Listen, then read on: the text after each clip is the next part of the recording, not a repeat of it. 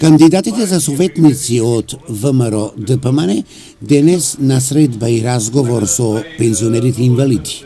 Денеска сме овде во Сдруженијето на пензионери и инвалиди да направиме една соработка со нив, една посета, да ги слушнеме нивните предлози, нивните идеи, се со цел во наредниот период како иден совет на општина Штип да работиме во нивниот интерес, во интерес на оваа целна група. Јас се надевам и убеден сум дека во наредниот период ќе имаме доста вакви средби, каде што ќе можеме да излеземе во пресрет на нивните барања. Како Совет на општина Штип во нашата изборна програма се предвидени неколку мерки со кои што ќе се подобри животот на оваа целна група, на овие пензионери. Пред се овде ја планираме изградбата на домот на пензионери. Планираме да вклучиме волонтери кои што ќе бидат во корист на овие лица.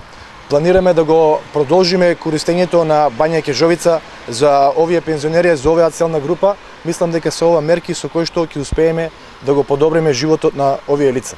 ВМРО ДПМН и во наредниот период интензивно ќе реализира проектни активности се со цел подобрување на животот и стандардот, посебно на пензионерите.